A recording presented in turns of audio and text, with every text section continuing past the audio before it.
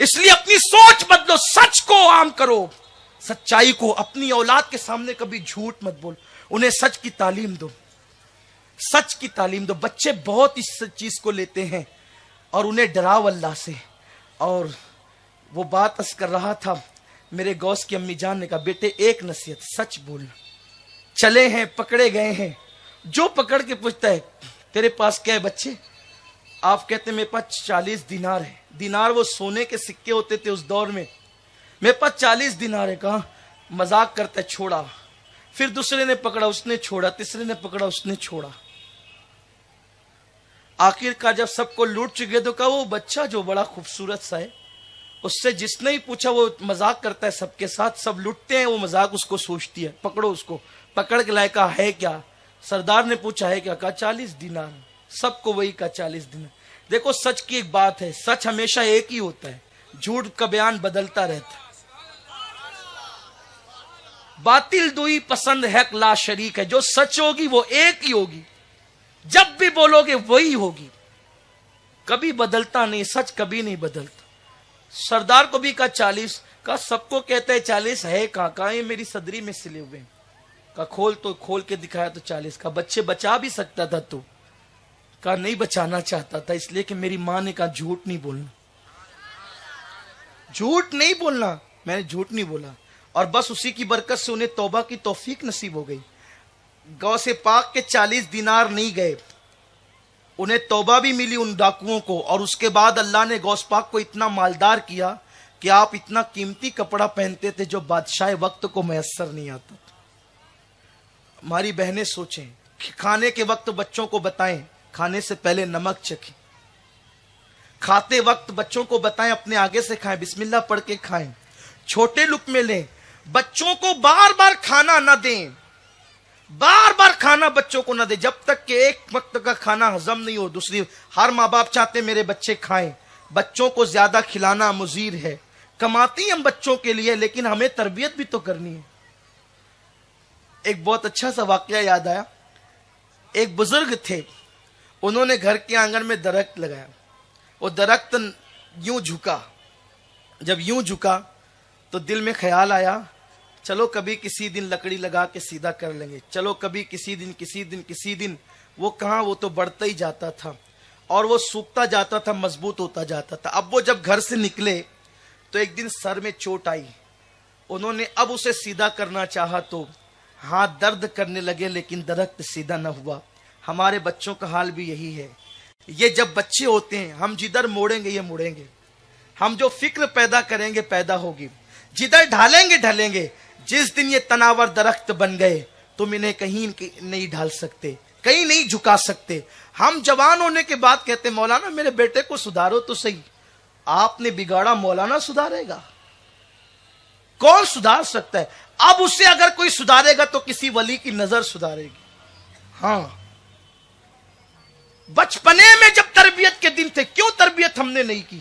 دیکھیں سیدہ فاطمہ کو امام حسن امام حسین میں جھگڑا ہوا.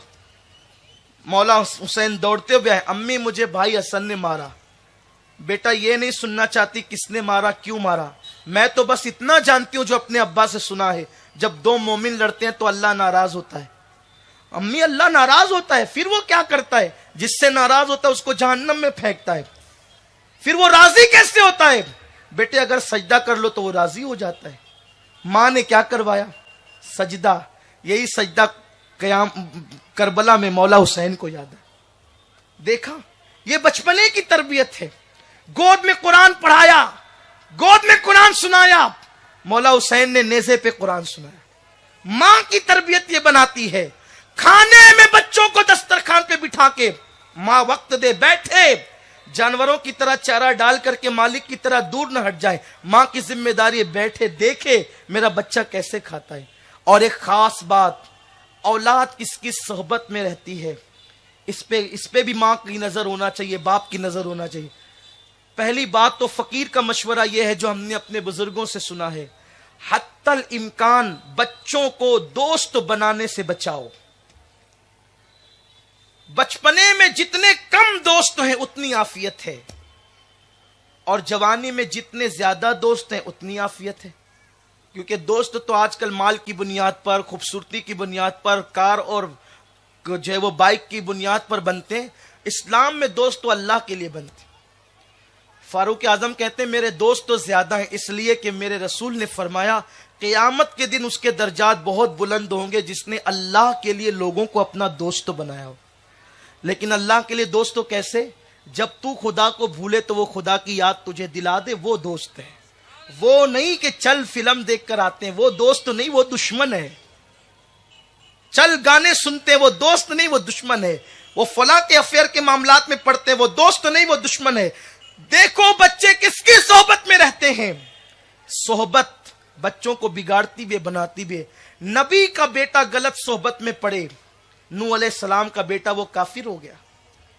صحبت بہت اہمیت رکھتی ہے. حضرت مولانا روم رحمت اللہ تعالی علیہ فرماتے ہیں کہ صحبت کا اثر ایسے ہے جیسے بھٹی اور عطر کی. اگر تم عطار کی دکان پہ جاؤ، وہ عطر نہ بھی دو تو بھی تمہیں خوشبو مل جائے گی. اور اگر تم بھٹی پر بیٹھو لوہے کی، وہ تمہیں چٹکا نہ بھی لگائے تو بھی بھٹی سے دھواں تمہارے چہرے کو پراگندہ کر دے گا. شیخ سعدی شیرازی کہتے ہیں ایک مرتبہ میں مٹی مل کر نہا رہا تھا. میں نے کیا دیکھا کہ اس سے گلاب کی خوشبو آتی. میں نے مٹی سے پوچھا او مٹی، تو مٹی ہے، تیرے اندر گلاب کی خوشبو کیسی؟ مٹی نے جواب دیا چند دن گلاب کی صحبت میں رہی، میرے اندر بھی گلاب کی سی خوشبو آ گئی. یہ ہے اچھوں کی صحبت میں رکھو. اب بتاؤں اچھا ماحول تمہیں کہاں ملے گا میری بہنوں؟ کوئی فکر کرنے کی ضرورت نہیں. ان سنی دعوت اسلامی والوں کو دعا دو کہ تمہارے بچوں کو اگر اچھا ماحول چاہیے تو سنی دعوت اسلامی کا ماحول موجود ہے، نیکیوں کا ماحول موجود ہے، قافلوں کا ماحول موجود ہے، اجتماعات کا ماحول موجود ہے. اپنے بچوں کو نماز کے لیے مسجد تک بھیجو، نماز کے لیے مسجد تک بھیجو، انہیں نماز کا عادی بناؤ. اگر وہ نہیں پڑھتے، اسلام کا حکم ہے کہ انہیں مار کر پڑھاؤ. اچھا آپ یہ سوچتے ہوں گے چونکہ میں بحیثیت مولوی تقریر کر رہا ہوں تو میں کھیل پر کچھ نہیں کہوں گا. اپنے بچوں کو کھیلنے کا موقع بھی دو، انہیں کھیل سے روکو نہیں. کچھ وقت ہونا چاہیے جو بچوں کے لیے کھیل کے لیے مخصوص ہونا چاہیے. مکمل کھیلے تو بھی تکلیف ہے اور نہ کھیلے تو بھی تکلیف ہے. جو بچے بچپنے میں کھیلتے ہیں وہ بڑے ہو کر ذہین اور دانشمند ہوتے ہیں. اور اسلام کیا ہے؟ کنز العمال کی حدیث ہے، حبشیوں کے کچھ بچے کھیل رہے تھے، تیر چلانا، تلوار چلانا، لاٹھی چلانا. حضور آ کے کہتے ہیں جب وہ رک گئے آقا کے ادب میں کہا کھیلو کھیلو تاکہ یہودی اور نصارہ کو پتا چلے کہ ہمارے مذہب کے اندر بہت آزادی ہے، ہمارے مذہب میں کشادگی ہے، ہمارے مذہب میں رہبانیت نہیں ہے. تو اپنے بچوں کو کھیلنے کا موقع دو جس سے ان کی نشو نما ہو. لیکن کیا کھیلیں؟ موبائل پر گیم نہیں، اس سے کوئی فائدہ نہیں ہے. کیا کھیلیں؟ کھیلنے کے لیے کچھ چاہیے، ایسا کھیل ہو جس سے جسم کی ورزش ہو، ایک مخصوص وقت کے لیے ہو. وہ وقت نماز کا نہ ہو، وہ وقت پڑھائی کا نہ ہو. میرے آقا علیہ السلام جب مدینہ منورہ ہجرت کر کے گئے تو آقا علیہ السلام اپنے بچپن میں 1 مہینہ مدینہ شریف میں رکے تھے ان کی امی کے ساتھ. تو سرکار نہروں کو بتاتے تھے دیکھو یہ نہر ہے، یہاں میں تیراکی کیا کرتا تھا بچپن میں. کس عمر میں؟ 6 سال کی عمر میں. اپنے بچوں کو تیرنا سکھاؤ، اپنے بچوں کو دوڑنا سکھاؤ، اپنے بچوں کو جو اچھے کھیل اس زمانے میں رائج ہو، جس کی اسلام نے مخالفت نہ کی ہو، اس کی طرف آمادہ کرو. اس سے ذہن کی نشو نما ہوتی ہے اور بچوں کے اندر ذہانت پیدا ہوتی ہے. دوڑنے والے بچے پھرتیلے ہوتے ہیں، بیٹھنے والے بچے سست ہوتے ہیں. ہمیں اپنے بچوں کو کھیلنے کا بھی موقع. کچھ گھر ایسے ہیں اتنے شریف خاندان ہے وہ کسی کو کھیلنے ہی نہیں دیتے. میں کہتا ہوں شرافت رسول اللہ کے گھر سے بھی کسی کے گھر میں ہو سکتی ہے. ہر آدمی کو شرافت ملتی ہے تو وہ شریف بنتا ہے. شرافت کو میرے نبی کے قدم ملے ہیں تو اسے شرافت نصیب ہوئی ہے. تو حضور علیہ الصلوۃ والتسلیم عام بچوں کی طرح حضور نہیں کھیلے، اس لیے کہ میرے آقا نبی تھے، سید الانبیاء تھے. حضور نے تیراکی کی لیکن حسنین کریمین کو کھلایا ضرور. اور حضور علیہ السلام تو بچوں کو لے کر باغ میں پہنچتے تھے، توجہ ہے آپ کی، یہ ماں باپ کے لیے ہے۔ باغ میں پہنچتے تھے، بچوں سے دوڑ لگواتے تھے اور اس پر حضور انعام مقرر کرتے تھے۔ بچے جب دوڑتے ہوئے آتے، کوئی حضور کے سینے پہ گرتا، کوئی حضور کے پیٹ پہ گرتا، کوئی حضور کے پاس گرتا۔ یہ حضور علیہ السلام کا انداز تھا بچوں کے ساتھ، یہ انداز ہم بھی کریں۔ ایک مرتبہ میرے آقا کو اس طرح پیار کرتے بچوں سے کسی نے دیکھا، کہنے لگا یا رسول اللہ میرے تو بہت بچے ہیں، میں تو ایسی کوئی محبت نہیں کرتا۔ حضور فرماتے جو رحم نہیں کرتا اس پہ بھی رحم نہیں کیا جاتا۔ جاتے جاتے کچھ باتیں، بچوں کو ہمیشہ ڈانٹے نہیں۔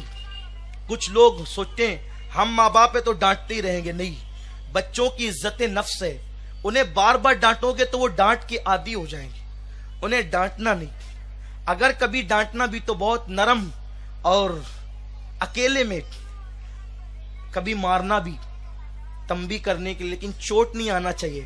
سرکار فرماتے اللہ اس مرد پہ رحمت فرمائے جس نے اپنے گھر میں بچوں کو ڈرانے کے لیے کوڑا لٹکا کر کے رکھا۔